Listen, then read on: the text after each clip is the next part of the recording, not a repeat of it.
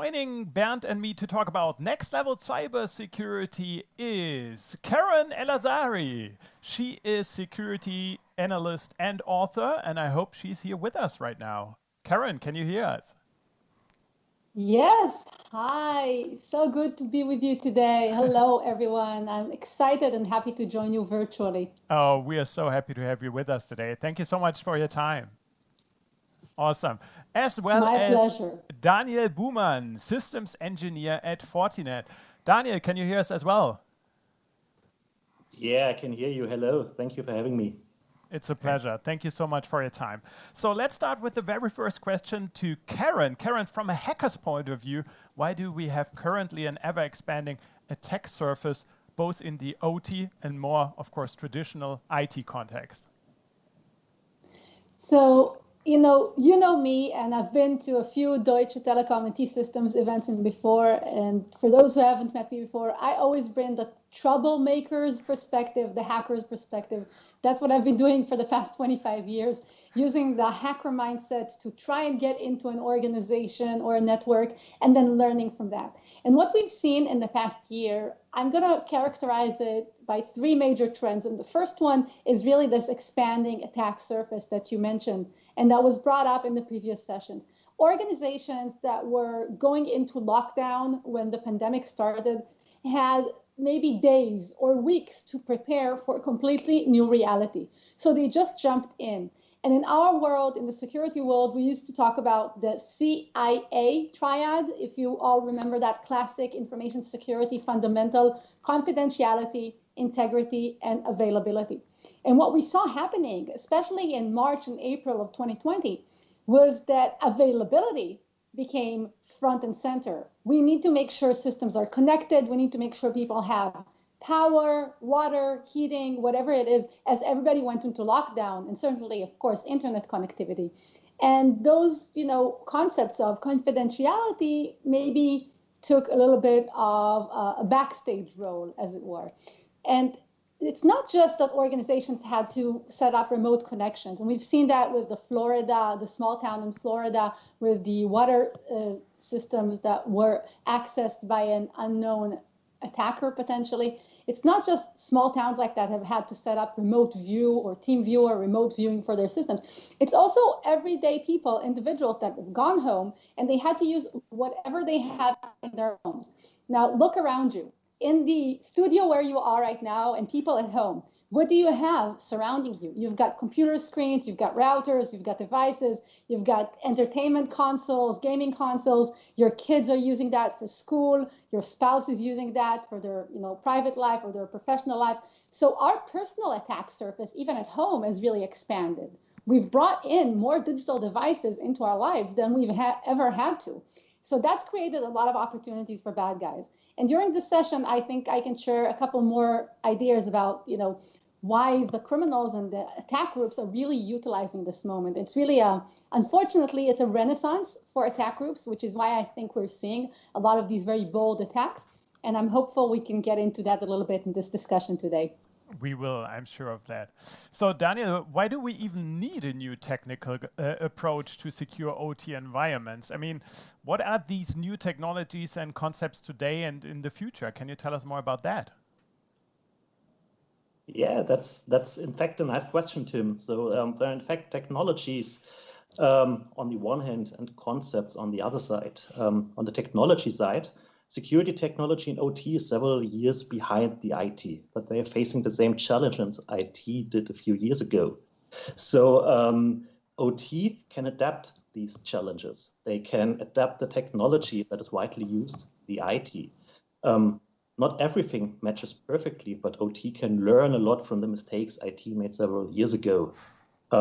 Also, the OT people shouldn't follow myths like the air gap that most OT operators rely on. It simply does not exist because there's always a need to bring data in and out of the OT boundary. Data is exchanged all the time. It's simply not true if an OT operator insists that there's no direct or indirect data connection in and out of his his OT system.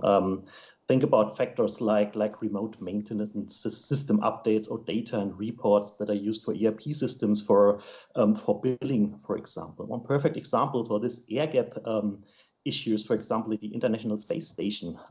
It's clearly it's not connected with a cable to the internet. There's no 3G, 4G, 5G reception on the space station, but nevertheless, it is attacked several times. With malware already, malware made it to the space station. It's the same in the OT world, in a critical infrastructure and production world we are talking about. And if we continue to talk about this endpoint thing, so the classical endpoint technologies like antivirus simply don't work in an OT world as expected. It's not possible to update signatures several times a day. The systems are not connected to the internet. You are not able to scan specific control system files. Partly system vendors even have forbidden to scan the operating system itself because it can have an impact of the availability on the speed of the system itself and the availability on the control system. So all these things, all these technologies need to evolve. They need to change a little bit, but it's the same technology in a different way. OT operators, on the one hand, can use new technologies like EDR for endpoint, for example, where they don't have to install any signatures, where they don't have to rely on scans that happen from time to time. They can use SOAR technologies with OT specific their SOCs to react to security incident. And back away from the technology, if we talk about the concepts, OT people can follow OT-specific standards like the IEC 62443. In this standard, for example, the PERT-U model helps to implement a proper network segmentation, and it helps you to create logical zone.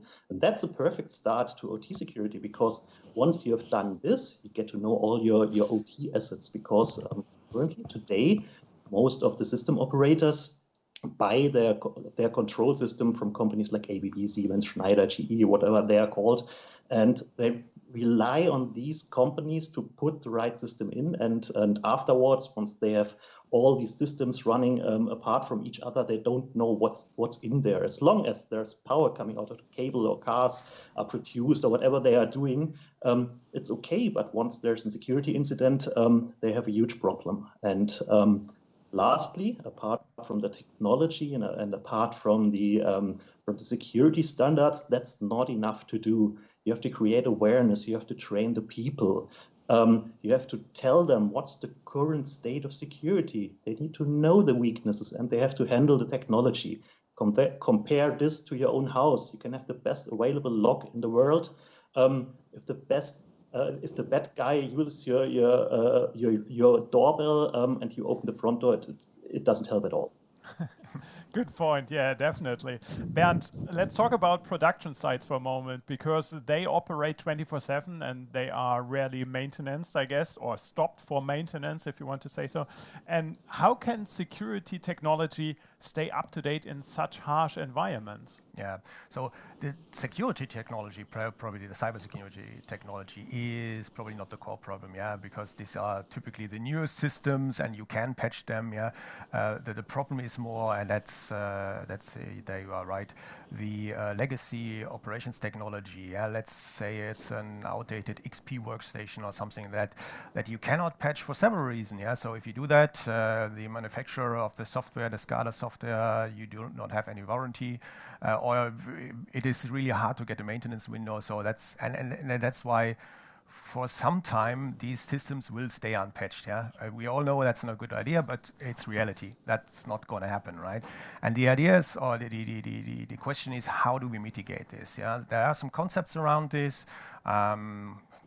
One is, for example, I call it upstream patching or virtual patching. Yeah, so these vulnerable systems become in particular a risk if they are part of a kill chain. Yeah, so this is the steps an attacker actually do to advance from the entry system towards his target system. Yeah, and if this vulnerable system or a couple of them are in that path of the attack, yeah, you want to break this path. Yeah, and probably you cannot patch this down here, this legacy system, but you can do some patching or place a virtual gateway that prevents some activities on that in front of it. Yeah, so shielding it, not patching it, but shielding it. Yeah, or we've talked about segmentation, do some micro segmentation that you proper isolate this asset.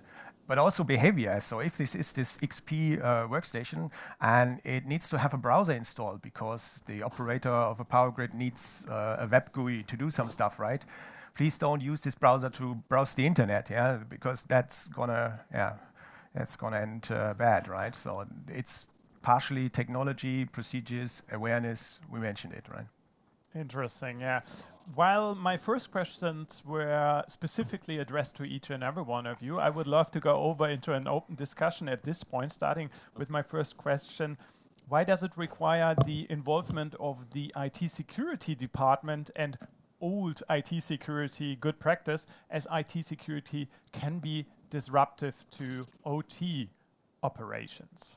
So maybe Daniel, you want to start, or Teresa? Keren. I'm a bit behind, sorry. No worries. Daniel, why don't you start? And I've got some of my own ideas to follow. Okay. So from my point of view, so IT teams and OT teams, they must work together. They must share their knowledge, and IT must understand the requirements of an OT environments. And OT must understand that it's just IT technology with pretty much the same vulnerabilities they are using in their OT environment. It doesn't make any sense to set up an OT SOC that doesn't exchange information with the IT SOC. If an attack occurs, it will not stop at the boundary between IT and OT. OT system operators, they can use this as an advantage and react before the attacker or the malware can jump from IT to OT or vice versa. Also, OT operators most often don't have any IT background. They're often electricians or technicians, or automation engineers, which in fact is good for the OT side because the production must be running. But they are lacking the understanding of current cybersecurity challenges. They can learn a lot from the IT guys how to handle those challenges. But on the other hand, IT can also learn a lot from OT, how the control system works and why they are different from standard IT. On both sides, if both sides talk about the same issues and show some understanding for each other, they can succeed in the security challenge. For example, if easy things that became standard in IT many years ago, like password complexity, password key usage, multi-factor authentication, or patch management, they would be more widely adapted in OT. Attacks like to the water treatment plant in Florida would not happen today. So, Great Keren? points, yeah. So from my point of view, I want to share one word in this context: hybrid. The future is hybrid, and it's not just hybrid cars or hybrid clouds. Our IT and OT systems are also going to be hybrid in the same way that our lives have become hybrid, like this event is hybrid. We're mixing things. We are in a time of change, and whatever we had set up before, whether it was the operational technology, and the IT divisions working separately, I think the future needs to have people working together. Now, earlier in Bernd's talk, you mentioned Bernd, the ninja, right? You had the OT ninja. And I thought that was really cool because, ninjas are hard to find. And it's true that in our real world, scenario, it's hard to find those people that can span that spectrum with IT and OT background. I don't know a lot of people. I don't know a lot of guys in this space. I do know a couple of ladies. So I want to shout out to both Marina Krotofil and Leslie Carhart, two fantastic ladies who I've been following their work, and they've been sharing a lot of their resources on, this crossroads between the IT world, the kind of traditional digital security world, and the OT and ICS world. And like you mentioned, I think earlier, Bernd, it's not just about OT and IT. It's also about physical security. It's about safety systems. Yep. So we really need to really cultivate this mindset of bringing everybody into the discussion, all the stakeholders. And I want to add to that one more thing. You mentioned the Florida. We talked about this Florida thing that just happened a couple of weeks ago. I think it happened maybe within a week of when the Super Bowl, the big football event, was taking place, Yep. just a couple miles outside of that small town in Florida. So maybe the attackers were going for a much bigger target, and they only hit the small town that they were able to get access to nearby. It could have been a much bigger event. But of course, we can say here after the fact, it should have been prevented. It could have been prevented if they didn't use, TeamViewer, if you didn't have such easy remote access. But are we really learning from the incidents as they are happening, and are we really sharing? I can tell you that here in Israel in the past year, we've experienced several attempts at attacks specifically on water systems, and the latest one was in December. And the attackers actually shared a video that they captured from the human machine interface, from the HMI of the water treatment facility that they hacked into. They shared a video that they captured, and they shared it on their Telegram group. And we know it's an Iranian group, or at least that's what the security researchers who captured that video, who have looked into it, they know it's an Iranian threat actor group. So we could have learned from what happened in December, and possibly the same techniques, the same approaches could have been studied before whatever happened in Florida happened, in January. So it's a lot about learning from the attackers and spending time understanding their techniques, their capabilities, studying that. And that's something that I think traditionally in the OT world wasn't done a lot, right? There's not a lot of threat research or red team research or threat intelligence, like really trying to see what are the capabilities and the tactics used by the attack groups. So that's something that a traditional security, information security person with threat intel work can bring to the table. And I think OT can really benefit from using that hacker mindset and learning from what the bad guys, the criminals, and the threat actor groups are doing, studying their techniques closely. Since you just talked about these cyber attacks on these water supply systems, is it just me, or does it feel like hackers are getting bolder, Keren? Absolutely. I think the past year has really been a use it or lose it year. For a lot of attackers, because of COVID, you could say they are in lockdown, they're bored, they don't have anything else to do. Or you could say they are really going into a survival mode where they want to use everything they can, every capability that they can. And some security researchers have also kind of tied a lot of the things that have happened into the transition of power in the United States. With the US going into an election cycle and an unsure transition, it kind of created an atmosphere for very bold attack groups to do whatever they want, because they kind of felt maybe right now we can get away with even bolder action. And we saw this, in the US, we saw that with SolarWinds, with the supply chain attack that targeted American government agencies. So very, very bold. And we're seeing that with Iranian threat actor groups, with other threat actor groups, and also with cyber criminal groups, where they're really going all in right now. Any vulnerability, any kind of access that they have, they're using it. They're not kind of sitting and waiting and, let's see how COVID develops, what's happening. And we've also seen attacks specifically on the healthcare sector, on biomedical research, on pharma, which is, I think, to me, really scary, right? That's I always try to bring some hope, but that's the scary part, where I think when we see criminal groups and threat actor groups really going after the resources that are so crucial right now, healthcare providers, hospitals, that's the scary part. And criminals have not been taking any, they're not taking a holiday, right? They're not in lockdown holiday doing yoga and tending to their plants. They're really using this time to take up all the opportunities that have been given to them essentially by this crisis. Yeah. So let's talk about automatic threat responses, if we can. What do you guys think? Is security technology for critical OT environments yet major enough for automatic threat response, such as firewalls automatically blocking malicious control traffic and such? I'd say we're probably close. Yeah. So the problem here is you have to be very, very careful with that. Yeah. Of course, in some situations, attack situations, malware spreading, you see observing some C2 communication, command and control center communication, some actor downloading a new payload, and actually you'd love to stop this within seconds or even faster. Yeah. So if you have a manual process, a playbook that needs to be processed, you're probably too slow. However, what's probably more important, if by a false positive detection, an accidental, you block some traffic in an OT process, right? And this is probably your safety instrumented system, yeah? So the controller that saves lives, that's more important, yeah? So this is why you have to be very, very careful what you do with your automatic response. And we heard about from Teresa about this AI poisoning, yeah? So you have machine learning and super clever algorithms that make good decisions, but sometimes a human being is not able to understand the decision path. And in a safety area, that's a no-go, right? You can't do this, even if 99% of the cases, this AI makes a good decision, right? And that's the problem. So what I can see, if we take smart OT firewall gateways and things like that, that probably in some cases very reliable, can detect some stuff and block.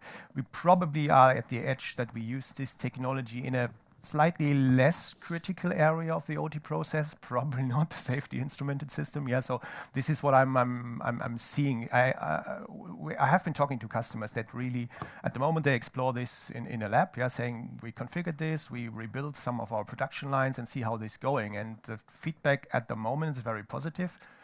But as I said, we are probably at the edge where this is rolled out in a larger environment. Yeah, that's my personal observation. Right? Daniel, do you want to add something to that? Yeah, so it's pretty much the same as Bernd said. So technically, there's no limitation why automatic threat response couldn't be used in OT environments. But there are many constraints. On the one hand, the OT people are ultra conservative regarding any active technology because they're afraid this might block their production process. And in fact, it did already several times. So they learned this mostly the hard way, because several years ago, the IT tried to impose their security measures to OT networks. And exactly that happened. The system stopped, the availability was gone, and production was stopped in several plants, and they had to learn it really the hard way.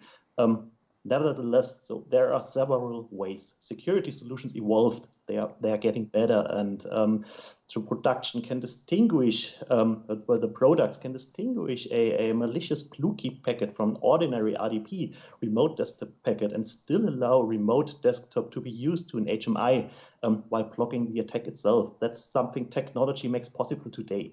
Also, there are several solutions that call itself OT IDS, so the monitoring of the control process, and classically they are passive solutions that just monitor and report any malicious behavior. And the current technology, together with different solutions, make this an active solution, because these OT IDS solutions, they can trigger a firewall. They can trigger the firewall to create a rule set and to isolate the bad guy from the IT network, but they can also help the OT guys to create the matching rules that they need for their firewall, because they learn the whole production process and learn how the OT system works, and helps the OT people with limited IT knowledge how this is done. That's something that's already available today, but it's not yet used as it could be, but it will be part of the future OT security concepts from my point of view. And just mentioning, you said hybrid is the keyword, yeah? So there is a hybrid approach between this pure manual and the pure automatic, and the firewall example is a good one, yeah? So the detection system actually analyzes the threat, creates and proposes a firewall rule change, and an administrator just have to quickly check and approve this, yeah? So you at least get faster than a pure manual process. And it's, again, this hybrid idea, which is also true or valid for this area. Exactly. This is the world we're at right now. We are in a turning point. And I believe that the hybrid approaches, also when it comes to using more automation, more machine learning, it's about fusing that with human intelligence, with the human, maybe it's a SOC analyst or it's an OT expert, fusing that, the automation where you can, and taking away the easy problems, like Daniel mentioned, like Bluekeep, that remote desktop, using that. That's very clear. It's something that a machine can differentiate easily. And the next level of that is really equipping whether it's the security monitoring, the SOC or the endpoints with more capabilities to do that. And I think it's always been the question with firewalls for operational technology environments, it's always been the question of line speeds. Can you detect at line speed without breaking things down, without slowing things down? And that's usually been kind of the concern, to bring in more detection, more even prevention into an operational environment. I know here in Israel we've had some technologies developed around this space, even firewalls for the Modbus protocol, so specific kind of firewall systems for SCADA, for industrial control systems. And these might work in a smaller scale, but as we talk about more automation, it's going to be hybrid. It's going to be that, fusing in the human intelligence, the different old school OT capabilities with the new school, if you will, of automation and machine learning and cybersecurity capabilities. So it's really about that. But Bernd, do you think the current OT security products also deliver operational improvements besides their security features? Yeah, so partially, so parts of them. So we mentioned this industrial IDS, anomaly detection system. That's a good thing, yeah. So typically, if that is a cybersecurity product or technology, it's designed to detect anomalies that in a context of a cyber attack or something. However, the technology the systems are based on, they are carefully listen to the network passively and doing analytics. And the funny thing is, once you deploy such a sensor in a real world OT network, the first thing these guys pick up are typically some configuration issues, network issues, so not cyber attacks, yeah. And this is actually, and these misconfigurations or errors, they have the nature that your production line is running, but every now and then there's a little disruption, or it's not running really effectively. But it's really hard if you don't have this transparency from such a sensor to do a root cause analysis, even with the manufacturer of the production line. And once you bring in this system, and then first the OT guys go, "Whoa, a cybersecurity guy, no, go away, you will break everything," yeah. And then you put in this, yeah, you have a couple of coffees, a couple of beers, and then, yeah, okay, you can connect it. And then they get this inside information, yeah, seeing failed RPC calls, I don't know, some strange goose commands or something like that. And they said, hey, that's probably tied to my problem, yeah. And then you make friends, yeah. They immediately say, wow, that's not just this crazy security stuff, that helps me in my day-to-day operation, yeah. So the extreme situation I have been witnessing was we did a POC in a company in the UK, and shortly before Christmas, we put a sensor in and showed them what this technology can do. And then we left actually, and shortly before Christmas, one of the employees got fired because the company thought this guy did a misconfiguration and brought down the whole plant for 2 days, right? And then the IT security guy went to our little box and said, look, there was a third party coming in, and this third party was configuring the PLC, right? And then thank God this employee got his job back, and the third party got a fairly large bill, yeah? So this was an extreme situation, but was not a security incident, but these technologies can be very useful also for the OT guys. And as I said, even more important, you build a bridge on the human layer, right? Yeah. Earlier, you talked a lot about remote access to OT networks, so maybe it's a good time to ask how organizations can protect themselves against malicious remote access to their OT networks. Who wants to jump in? I can start. I think, remote access is what hackers thrive on. I have a T-shirt somewhere that says, clever hackers don't break in, they log in.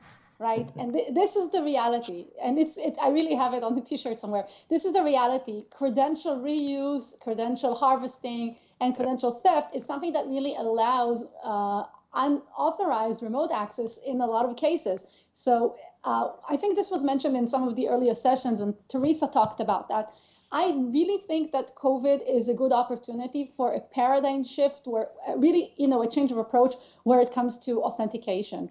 And if we can use this crisis as an opportunity to change our approach about passwords. Personally, I believe the future should be password-less. It's really time to move away from passwords. We have to think about authentication. Password is one way to authenticate. It's not the best way. It's actually been, maybe it was relevant in the 90s, but today for many of us as human beings, it's already irrelevant. It's certainly not a great way to do secure remote access anywhere. And if you want to authenticate machines, why would a machine need a password? You could, the machine could have a key, it could have cryptography, it could have so many other ways to authenticate itself. If you want to have secure remote access, even if it's to monitor an OT network. So I think there's an opportunity right now to change our approach. Now, what's happening is that some organizations have kind of realized it. They went into COVID-19, they went into lockdowns, and they had a lot of things open, a lot of remote access open. And, there were some easy pickings for criminal groups and threat actor groups. And now what's happening right now, we're kind of like at the end of the fight, or I hope the end of the COVID fight, certainly, but we're kind of at the end of the fight, where a lot of organizations are like, okay, we've been in this situation for almost a year. Maybe we should take a look at what our footprint is, our digital footprint, how easy it is to get access into our networks, our environments. And, I just mentioned earlier the attack that we saw here in Israel in December. Just before the session started, I went on Shodan and did a little search for the same type of server, the same type of controller that was mentioned in that December 2020 attack. And I could find a vulnerable open system with FTP open, with other ports open, somewhere around the world. I'm not going to say where, but I just found it very easily right now. So it's about using tools like Shodan that any attack group or criminal group can use. And today, they're not just using Shodan. There's also a combination of Shodan with Metasploit that's called Autosploit. I don't know if it was mentioned throughout this conference, but it's important for the people, I think, listening to know it, because this is a tool that has been used in the wild by attack groups. Autosploit brings in Shodan for scanning and then uses known exploits against potentially vulnerable systems, and it does that automatically. So an attacker could go from scanning to launching an attack against a potentially vulnerable system within seconds. So we need to use the same tools. We need to bring that same mindset as defenders, have a look at our environments, really bring that red team testing approach that's very popular in information security, bringing it into the OT world and protect all of those potential vulnerabilities out there. Yeah. I see a challenge here, and it's not a technical one. Yeah. So one of the strange things I observed was I was visiting a customer who uses giant printing machines for newspapers and all this kind of stuff, and he was telling me, Bernd, on this machine, 5 third parties meet. Yeah. So the one is monitoring the paint tanks. Yeah. So if they go low, there's a truck arriving at this door, and I have no idea how this works, but they are monitoring this part. And there are other mechanical parts, temperature, RPMs, that are monitored by a second. So 5 third-party companies are meeting in one network on this machine, yeah, and we have no control over this, yeah. So, and I said, yeah, well, why don't you apply best practice? You're a big company. They had been a big company, yeah. So that you think they have power? They can tell people how they do remote access. I said, no way. So if we want to change something, this third parties needs to install a client. It only runs on Windows, and they only have Linux, and they need to ask for approval. They don't want to do this. So it's had been more a process issue. Yeah. So how do I force my ecosystem, my business, to use this best practice or good practice remote access? Yeah. Technically, we know how to do this. Yeah, and there's mature technology around. But how do we get the people to use these processes? Right. This is the challenge I see. Interesting point. It's evolution, right? You have to force this. You have to force an evolutionary step, and that's why I keep repeating that. I think this year has given us opportunities because of the crisis. It's a chance to go and say, okay, this is what we're doing, forever, for 20 years, 30 years, 50 years. 2020 has been different. Let's rethink. Let's have a look at 2021 and come back to the table, maybe with some incremental changes, maybe with some fundamental changes. And I think, again, I can't stress this enough. This is the chance. This is the time for making changes. Don't go back. I want to go back to normal, but we have to change it. We have to make it, we have to adapt it into a new reality. But do you feel like technology can mitigate the whole risk, or do we also need some specific services for that? Daniel, maybe you can start. Yeah, so it's not just technology. So technology can't mitigate the whole risk. There's always multiple factors, and the world's leading technology can't help if the people don't know how to use it. So that's what we talked about, or you talked about today several times already. So I often refer to a quote from Bruce Schneier, a famous cryptographer, who said, only amateurs attack machines, professionals target people. It matches the T-shirt from Keren a little bit. So the quote is already 20 years old, but it still tells the truth. So it's still valid. OT operators, they must train their people, but not just the operators. The vendor who are offering remote access, remote maintenance must do the same. So every person working with technology must understand the risks and act according to it. They can't just use your standard passwords, standard logins. Think about, for example, about the old USB key trick where someone comes to a parking lot, drops some USB keys and just waits. People pick it up, people look at it. If there's a name written on it from the CEO or HR department or something, they will definitely plug it into their computer and look what's on the stick. They're curious. They have to know these examples, but they have to know how to solve, how to handle all those security issues that could occur. So the Fortinet, for example, we opened our trainings portal for the second year in a row already and offer all of our security trainings free of charge for people to create this awareness, to be able to be trained. And all of the companies should do this. And apart from that, there are several companies like T-System itself. They can help. They can also help the OT operators with managed service and operate or monitor the OT security solutions from its customers and help them with their knowledge and share their knowledge. All this together will help us to proceed in this OT security thing. Interesting. Yeah. I agree, but I also have another point of view on this. I think, we talk a lot about the people, the people being the weakest link in the security world, and that we really need to help them protect themselves. I think it's time to really give them tools to make better security decisions. Whether they're in OT or IT, people make hundreds of security decisions each day. We make hundreds of security decisions each day, whether we click on a link or recycle a password, whatever it is we're doing.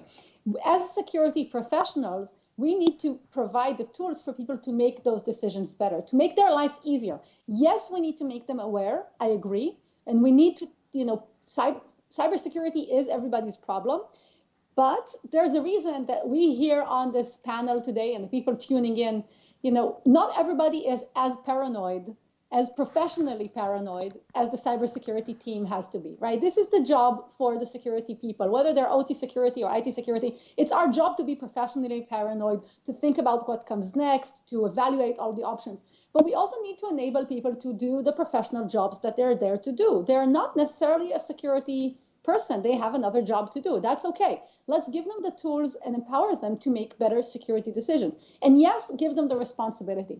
And in this context, I always go back to our reality of COVID. We know that with COVID, there's personal things people can do. Wash your hands, keep your distance, wear a mask, get vaccinated if you can. It's a very clear list of things that people can do. Let's give people a very clear list of things that they can do. Yes, we can train them and show them about how sophisticated the attackers are, but let's give them the easy to do things so that they can protect themselves and be a part of that solution together with us. So I always try to think about that. How can we give people the tools to make better security decisions, make life easier for them, not scarier, although it might be scarier for us as security professionals. And that's our role. And do you think these tools can be so sophisticated that, because some of the security decisions are fairly complex, yeah? So we heard it earlier in a talk. We said the best way would be when in the background transparent, the security would simply happen, yeah, like encryption by email. You just click on send and it is encrypted, sender is verified and all this kind of stuff, rather than telling the people, you have to check this, you have to click on encryption. I don't know, how do you see that? Because I'm really, some of the stuff is really complex. I'm not sure if normal people, my mom or so, will ever tune into that, right? I agree with you, and she doesn't have to, right? Neither does my mom. It needs to happen. It needs to be, transparent or easy. And this is where I think T-Systems comes into play. And you mentioned earlier, Daniel, managed security services. I'm a big believer in managed security services where relevant. And I think maybe potentially for OT operators, for, that small town in Florida, that maybe they have one IT person that's running everything. Yeah. It's a small town, 10,000 people. So maybe in those contexts, managed security services also for some OT environments could really provide a huge benefit. Yeah. Take some of that load, take some of that responsibility, and provide it securely, yes, over the internet, right? Yes, it creates an additional layer of connectivity, but to deliver more security. And I think that's possible, and I think that's what we're going to see. And a lot of smaller operations can really benefit from something like that. Yeah. Great. So as we are already near the end, I know it's sad, but it's true. I would love to close this session with the successful convergence between OT and IT. Maybe you guys can tell the guys from the IT and the guys from the OT what they can learn from each other. Are there any new things they have to pick up on their way? Yeah, maybe Bernd? Yeah, so I think we touched this a couple of times. Yeah, so I think take the best of these groups. Yeah, so IT security folks are smart people. They have been protecting information systems for decades. Yeah, they have learned how to respond to incidents in a scalable, effective way. Yes, they have not yet, or probably never will, understand in-depth knowledge of OT technology. So this is, I remember an incident where we had a Windows XP box looked strange in a substation, yeah, and then the IT folks said, ideally, we would love to take this guy down now, yeah, but it's in a substation. Will the lights go out in the city when we do this? Yeah, and then the OT guy said, look, this is it's a primary HMI, so a human-machine interface, but in the control center, we have a secondary, so no problem. We switch to the secondary and now do whatever you want. Yeah, so, and this is actually what I think, how these worlds will grow together, yeah, so. It sounds a little bit like Windows XP is always your problem. Yeah, I've seen that a lot. Yeah, so yeah. And it's not just XP, no. It's also Windows 7. I think 2 years ago when I was in Bonn at the Cybersecurity Tech Summit hosted by T-Systems, I got up on stage and I said, in a month, it was just before maybe the end of the year or 2 months before the end of the year. In about a month or two, Windows 7 is going to end of support. And it's currently the most popular operating system on the planet. Yeah. So think about all of those environments. It's not just Windows XP, it's Windows 7 and a lot of other OSs that are going to end of support. That means that they remain unpatched, they remain vulnerable. But to go back to your original question about the convergence, I've already seen it happen. I want to provide a little bit of hope because I feel like I've been the doom speaker in this session. I want to provide some hope. I've already seen it happen, and I've seen it happen in amazing places at hacker conferences where I see new, young kids, hackers that used to that they're experts in web application security or penetration testing and network testing. And then they see like a model of a power plant, right? And they come in and they're like, oh, how does this work? And somebody like an engineer, an electrical engineer, or a woman who's been doing OT for 20 or 30 years, showing them how it works. Yep. And they become interested and then they show her what they can do. I've seen this happen at DEF CON, for example, the world's largest hacker convention. There's a very successful ICS hacking village. And that's what you see the new generation or the IT generation converging with the OT generation, learning from one another. And that's the one thing that's still, to me, it's unsolved. It's fantastic to have events like this to share our opinions. But like Bernd said earlier, you need to maybe have a couple of beers, maybe a cup of coffee, to really build those human connections. And that's one thing I think we need to look forward to, where we can go back into the world, meet, learn from each other. And I absolutely encourage the people listening to us today, if you are in OT or IT, and if you have the opportunity to go and meet with other people in your space, maybe a meetup, a virtual meetup or physical meetup, and learn from them and show them what, maybe you've got something to teach. This is how the best conversations get started. This is how we win, by working together. Yeah. Absolutely.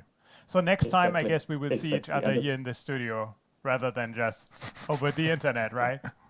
And then you will also get coffee and Yes. whatever else you want. Daniel, Yeah, hope so. any last words from you on that topic? I think we did talk a lot about differences between IT and OT, and both have their worlds and their viewpoints. And but in the end, it's the same systems, it's the same measures. It's just another way to solve it. So if we come back to the security principles Keren talked about, so the CIA thing in the IT, confidentiality, integrity, and availability in the OT world, it's exactly the different way around. It's AIC. So availability is on the first step, and confidentiality is on the last step. There's one more thing. That's the safety Bernd already mentioned, where you talk about not risking people's lives when they move into for example, in an automotive industry, in a body press of a car, where a huge metal sheet is pressed into the form of a BMW or Volkswagen or whatever car it produces. And it's the same. So it's a different viewpoint. So OT can learn from IT, IT can learn from OT, and yes, there are these old operating systems we talked about. I even also have these customers calling me, hey, I have like 5,000 Windows NT systems, and they need to run 10 more years because it's not paid off, the whole system. We need to run it 10 more years. What can we do? On the other hand, the young people who are visiting the Black Hats and all those conferences learn a lot from this, but it also takes years for them to come into the OT world. So we are evolving. Systems are running many years. They're running like OT systems are running like 10, 20, even 25, 30 years until they are paid off. And they still run these old technologies on it. So it will take some years, but we are making huge steps forward. And the COVID crisis helped us a lot. So I think in the last 1 year, the people in the OT world learned so much about security because they started working from remote. They are controlling their control system from home. They're working in the home office, controlling some machines in their OT environments. And we're on a good way, I think. Awesome. Bernd, do you want to wrap it up? Yeah, Some final words? Yes, final words. No, I think we talked about this IT-OT convergence. Yeah, so I also, and I love this comment about this next generation. Yeah, so I'm also, we do a lot of training, we hire a lot of people, and we know that we won't get this IT-OT security ninja.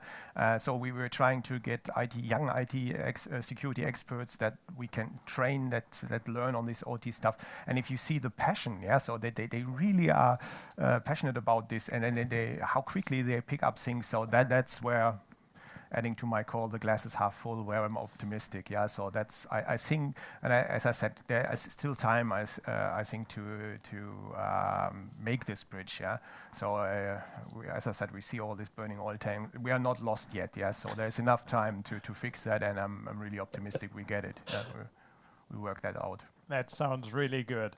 Well, I'm looking forward to see you guys in person again. Thank you so much for your time, Keren and Daniel. It was a pleasure for us to have you with us. Thank you.